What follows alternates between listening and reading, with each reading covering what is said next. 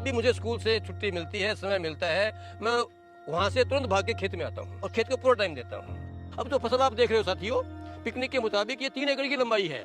इस खेत में कहीं कोई डोला नहीं है, कोई खड़ा नहीं है। पूरा पानी 3 एकड़ में लंबा चलता है। जो बेड आप देख रहे हो, इस बेड के ऊपर पानी छोड़ देते हैं और वहां तक आखिर तक जाता है और नमी बैठती है। फसल को नमी चाहिए, पानी नहीं चाहिए। मैं लगभग इसको 35 मन की, यानी कि मान के चले हम 35 मन का मतलब हो गया लगभग 12-13 क्विंटल ऑर्गेनिक के हिसाब से। ठीक है, रेट क्या उम्मीद कर रहे हैं? ये 6,000 रुपए क्विंटल बिकी हुई है मेरी। Advance booking? हाँ, आज मेले में थे। आज भी मेरी फसल जो है, मुझे 2 इनाम मिले हैं। सेकंड पोजीशन पे मेरी गेहूं रही है, सेकंड पे मेरा जो रहा है। तो वहाँ केमिकल का और जैविक का कोई अंतर नहीं है। मैंने केमिकल को पीट के भी पोजीशन ली है। ये है हरियाणा के सरकारी स्कूल के हेडमास्टर सुरजीत सिंह और ये है पाकिस्तान के कृषि वैज्ञानिक आसिफ शरीफ। इन दोनों की जुगलबंदी ने सुरजीत सिंह के खेतों में कमाल कर दिया। कमाल ये कि सुरजीत सिंह की गेहूं की फसल 6,000 रुपए प्रति क्विंटल एडवांस में बुक हो चुकी है। इसके साथ ही इनका जौ, चना और सरसों भी मार्केट रेट से दोगुने रेट पर बिकने के लिए तैयार है। सुरजीत सिंह के खेतों की खास बात यह है कि इन्होंने अपनी फसल में किसी भी तरह का रासायनिक खाद, पेस्टिसाइड या कोई भी केमिकल नहीं डाला है और पानी भी 1/4 दिया है। आखिर सुरजीत सिंह और पाकिस्तान के कृषि वैज्ञानिक आसिफ शरीफ की क्या जुगलबंदी है जिससे सुरजीत सिंह का गेहूं 6,000 रुपए प्रति क्विंटल एडवांस में बुक हो जाता है, वहीं दूसरी तरफ किसानों का गेहूं 2,000 रुपए प्रति क्विंटल के हिसाब से मार्केट में बिक रहा है। नमस्कार दोस्तों, आज की स्टोरी बेहद दिलचस्प है क्योंकि एक ऐसे व्यक्ति ने खेती की नई लकीर खींची है जो हेडमास्टर हैं सरकारी स्कूल में। मेरे साथ है सुरजीत जी और उनके छोटे भाई कृष्ण जी। दूसरी दिलचस्प बात यह है कि भारत और पाकिस्तान की जब भी बात होती है तो ज्यादातर दुश्मनी की बात होती है, लेकिन आज की स्टोरी में दूसरा पहलू आपको दिखाएंगे क्योंकि पाकिस्तान के एग्रीकल्चर साइंटिस्ट आसिफ शरीफ ने एक ऐसी तकनीक बताई जिसे अपनाकर मास्टर सुरजीत जी ऑर्गेनिक खेती को बेहद आसान बना रहे हैं। कम पानी, कम जुताई, कम बीज और पैदावार ज्यादा। वो तकनीक मास्टर जी जानेंगे। इंटरेस्टिंग इसलिए है कि एक सरकारी स्कूल के हेडमास्टर जिनके पास आमदनी का अच्छा साधन है, लेकिन अपने जुनून के लिए किसानों को जागरूक करने के लिए 23 एकड़ के इस खेत में अलग अलग फसलें लगा रहे हैं और ऑर्गेनिक तरीके से पैदावार को बढ़ा रहे हैं। तो चलिए शुरू करते हैं।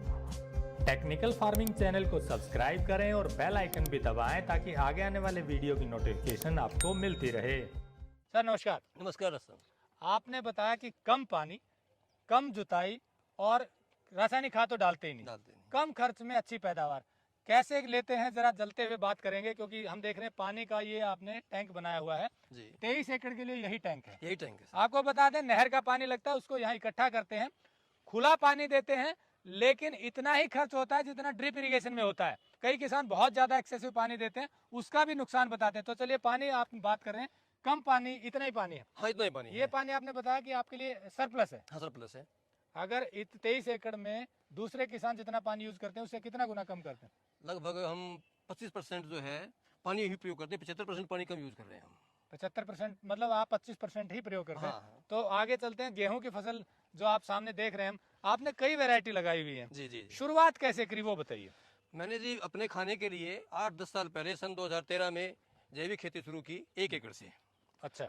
उसके बाद साथियों को मेरा खाना पसंद आया। हम साथी, मैं अध्यापक हूँ, इकट्ठा बैठ के खाते हैं आधी छुट्टी में। तब मेरी रोटियाँ स्वाद लगती थी। वहाँ वो मेरे ग्राहक बने थे, गेहूँ कौन सी है, क्या करते हो, कौन सी। मैंने उनको बताया भी जैविक है, रसायन का यूज नहीं करता मैं। तो उनका हमें भी दे दो। उस तरह से मेरे ग्राहक बढ़े। तो उनके ग्राहकी को देखते मैंने अपनी कल्टीवेशन का या जो है गेहूं का इलाका बढ़ाता चला गया मेरा का। और 1 से 2 एकड़, 2 से 4 एकड़, 4 एकड़ से मैं 16 एकड़ और 16 एकड़ से मैं 23 एकड़ पे आया हूँ। मतलब ये जहाँ खड़े हैं ये 23 एकड़ का पैच है।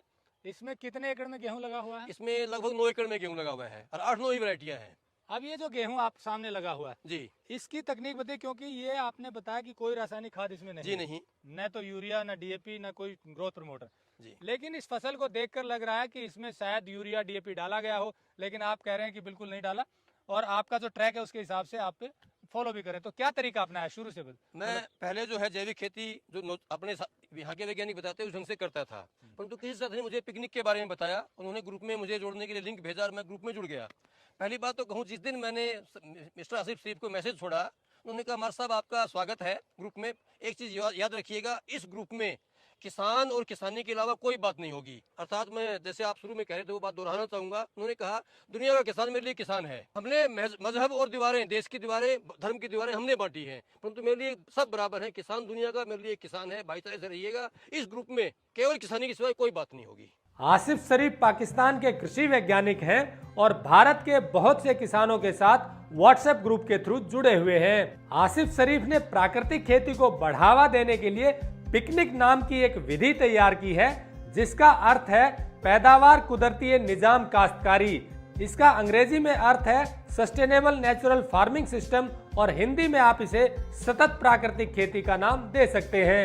आसिफ शरीफ व्हाट्सएप के माध्यम से भारत के किसानों को जो प्राकृतिक खेती का तरीका बताते हैं, इससे किसानों का खर्च कम हो रहा है और प्राकृतिक तरीके से पैदावार भी बढ़ रही है और रेट भी अच्छे मिल रहे हैं। मतलब ये आसिफ शरीफ ने कहा, जो पाकिस्तान के साइंटिस्ट हैं, एग्रीकल्चर वॉइस साइंटिस्ट, मैसेज जो छोड़ते हैं वो उसके मुताबिक तुरंत उन्हें रिप्लाई दिया और उसके मुताबिक उनके लेक्चर मैंने सुने, समझा, दिक्कत हुई, उनसे बात की, वो तुरंत जवाब देते हैं। उसके मुताबिक मैंने पिकनिक के असूलों को फॉलो करते हुए इसमें लगभग 1.5 साल पहले, पिछले साल भी गेहूं मैंने पिकनिक पे लगाई थी, जहां आप इस बार जो खड़े हैं वहां बेड थे। पिकनिक के बारे में आपने कहा कि आपने आसिफ शरीफ को फॉलो करते हुए पिकनिक तकनीक अपनाई, उसके बारे में थोड़ा बताइए क्या तकनीक? पिकनिक का मतलब पैदावार कुदरती काश्तकारी निजाम, अर्थात कुदरती जो खेती होती है, जब अल्लाह ताला, ये भगवान को अल्लाह ताला कहते हैं, भगवान जो कुदरत सब कुछ देता है, तब उसने ये चीजें नहीं बनाई हमारे लिए, यानी कि हल है, ट्रैक्टर है, वो चीजें नहीं थी। कुदरती जैसे फसलें सभी उगती हैं, अंतर्वर्ती फसलें जिसको हम कहें हिंदुस्तान के अंदर अपनी भाषा के अंदर, यानी कि छोटी फसल है, उसके बाद बड़ी, उसके बाद बड़ी, उसके बाद बड़ी है, हम जंगल में देखते हैं। उसी ढंग से जब वहाँ हो सकती है तो खेतों में क्यों नहीं हो सकती?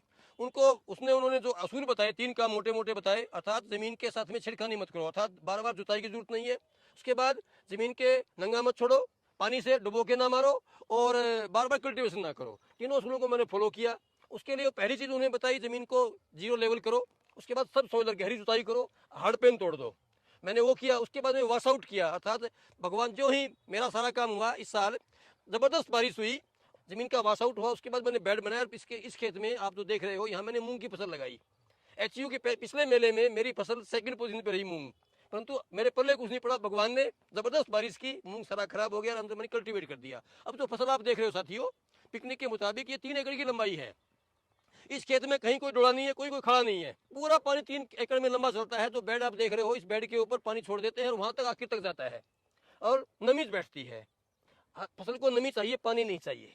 सबसे पहले आपने लैंड लेवलिंग करवाया, फिर गहरी जुताई की, उसके बाद मूंग की फसल आपने लगाई बेड पे। देसी खाद भी डाला गोबर का? नहीं, मूंग में नहीं डाला। मूंग में नहीं डाला। हाँ।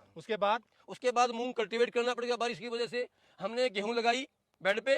उसके बाद पहले पानी से पहले हमने जो घन जीवामृत है, लगभग 2-3 एकड़ ट्राली भर के खेत के अंदर बिखेरा था, घन जीवामृत डाला गया है। तो उसके बाद आपने इसमें सिर्फ एक पानी लगाया है और कुछ नहीं डाला, कुछ नहीं किया। बेड पे गेहूं लगा हुआ है। गेहूं लगी हुई है। तो इस तरह से जुताई का खर्चा भी बचा, जुताई आपको करनी नहीं पड़ी, सीधी आपने बिजाई की। उसके बाद पानी एक लगाया और अब खाद भी जो है रासायनिक खाद कुछ नहीं डाली। लेकिन फसल कितनी उम्मीद कर रहे हैं 1 एकड़ में?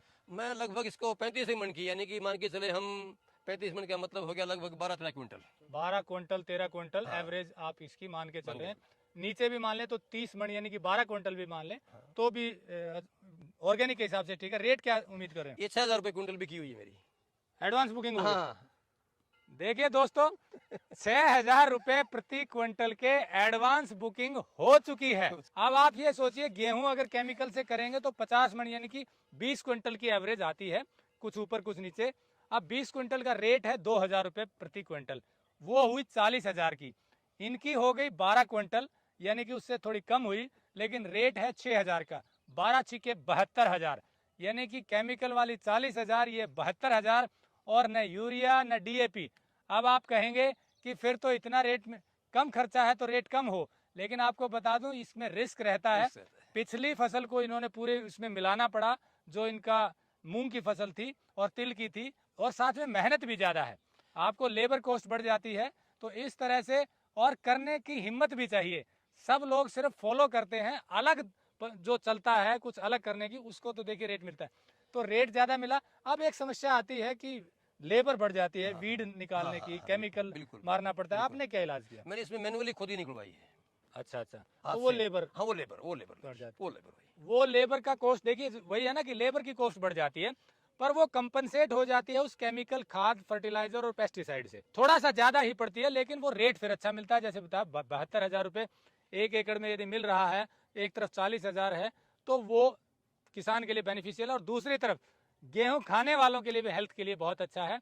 तो अब दूसरे किसान आप इतने सालों से कर रहे हैं, कहाँ दिक्कत आ जाती है, क्यों नहीं कर पाते? किसान पहली बात तो हिम्मत नहीं करता, दूसरी बात किसान फुल टाइम किसान नहीं है। यानी कि मैं जब भी मुझे स्कूल से छुट्टी मिलती है, समय मिलता है, मैं वहाँ से तुरंत भाग के खेत में आता हूँ और खेत को पूरा टाइम देता हूँ। अब आप देखिए, एक बात कही कि किसान फुल टाइम किसान ही।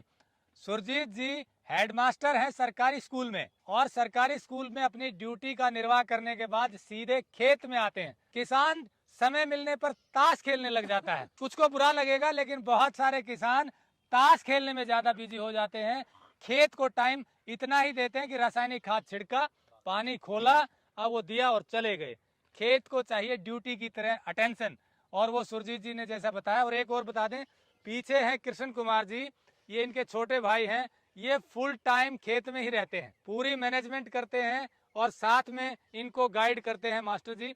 तो दोनों मिलकर के ये खेत आप देखिए ये खड़ा कर दिया है, और उन सब के लिए उदाहरण है जो कहते हैं पानी की कमी है, संसाधन नहीं है, न जुताई की, न ज्यादा पानी दिया, पैदावार अच्छी ली। इस अच्छी पैदावार का एक कारण ये बताया कि जो मूंग की फसल थी वो इसमें ही मिला दी। फसल का जो एग्री वेस्ट है, रेजिड्यू है, वो इसमें ही मिलाना पड़ेगा। कई लोग नहीं मिलाते हैं, क्या फर्क पड़ रहा है उससे, आप बताइए। नहीं, वो लोग मिलाते नहीं, तो मुझे समझ में आता है कि मिलाते क्यों नहीं। वही तो लोग करते हैं कि जैसे अब सरसों ही है, सरसों का टुकड़ा बेच दिया, तो कितने रुपए का बिका भाई? 2,000 का, 3,000 का। उसमें तो 2 कट्टे डीएपी के भी नहीं आते उनके, परंतु उन्हें बस एक मीठा लोभ लगा हुआ है। ये चीज उन्होंने समझा ही नहीं कि भी तेरा तुझको अर्पण, जमीन को जो चीज हमें चाहिए वो ले लो। बाकी साथियों, मेरे किसान साथियों, नम्रता से निवेदन है, धरती माता का धरती माँ को वापस दे दो, वो हमें वापस लौटाएगी दुगना तिगुना। देखिए, बताया जैसा उदाहरण के तौर पे मूंग की फसल का वेस्ट सारा इसमें मिलाया, उसी का असर देखिए गेहूं की फसल कितनी जबरदस्त हो गई। पिछले साल इन्होंने शुरुआत की तो गेहूं की फसल कम हुई, एवरेज आई 8 क्विंटल की, लेकिन अब ये बढ़ रही है और अगले साल और बढ़ेगी। ऑर्गेनिक कार्बन जैसे जैसे जमीन का बढ़ता जाएगा, पैदावार भी साथ में बढ़ेगी, माइक्रोब्स मल्टीप्लाई होंगे, और साथ में गोबर की खाद, एग्री वेस्ट मिलाते जाएंगे तो आपकी पैदावार बढ़ेगी। कोई जानकारी लेने हो, नंबर हमने दिया हुआ है। हमारी कोशिश है गुड एग्रीकल्चर प्रैक्टिस को बढ़ावा मिले, किसानों का खर्चा कम हो, आमदनी बढ़े, उसका तरीका मास्टर जी ने बताया। और कुछ कहना चाहते हैं आप? मैं कहना चाहूंगा साथियों, आज मेले में थे, आप मेले में मिले हैं। आज भी मेरी फसल जो है, मुझे 2 इनाम मिले हैं। सेकंड पोजीशन पे मेरी गेहूं रही है, सेकंड पे मेरा जो रहा है। पिछली बार जो है, पिछले मेले में मेरे खेत में 4 फसलें थी किसान साथियों, 3 में 3 मैं फर्स्ट पोजीशन पे था और एक में मैं सेकंड पोजीशन पे था। परंतु वहाँ गधे घोड़े एक भाव में बिकते हैं, वहाँ केमिकल का और जैविक का कोई अंतर नहीं है। मैंने केमिकल को पीट करके भी पोजीशन ली है। आज भी 2 फसलों का इनाम लेके आया हूँ, मेरी सेकंड पोजीशन पे रही 2 फसलें। साथियों, कहना चाहूंगा, हिम्मत करो, हिम्मत करके, जज्बा रख करके, एक दिल मजबूत करके आप जैविक कीजिएगा। अपने लिए थोड़े से शुरुआत करो, उसके बाद में रास्ता बनता चलेगा, आप आगे बढ़ते चलोगे और कामयाब होगे। इसके अलावा मैं कहना चाहूंगा, कुलदीप जी, आपको कहना चाहूंगा, ये जो मेरा सपना है एग्रो टूरिज्म का, आप ये देख रहे हो मेरा खेत का बफर जोन, यहाँ सारों खेत की तरफ तो जाड़ लगा हुआ है, रास्ता खुला है। ये किसान वहाँ से विजिटर खेत देखने के लिए आए, इस पे घूमते हुए जाएं और एग्रो टूरिज्म के मुताबिक इसको देखें। दूसरा, जो साथी मेरे पड़ोसी भाई हैं, उनको मना नहीं कर सकता केमिकल से मैं, परंतु उनका केमिकल मेरे खेत में ना आए, उस लिहाज से मेरा ये रास्ता जो है बफर जोन का काम कर रहा है। तो साथियों, हिम्मत कीजिएगा, करिएगा, सब कुछ होगा। बहुत बढ़िया बात की, हिम्मत करने की आवश्यकता है, और इसके लिए बस एक शुरुआत अगर करेंगे सही जानकारी लेकर। जानकारी का सही होना जरूरी नहीं तो घाटा भी हो सकता है। हाँ। इसीलिए हम मास्टर जी जैसे किसानों को आपसे मिलवाते हैं, ताकि आपको सही मार्गदर्शन मिले और आपका लाभ बढ़े। तो जैसा मास्टर जी ने कहा, पधारो हमारे खेत में, जैसा मास्टर जी ने कहा, पधारो हमारे खेत में। तो ऐसे किसानों के खेत को विजिट कीजिए और अपनी आमदनी बढ़ाइए। नमस्कार, जय हिंद। अगर आपको यह वीडियो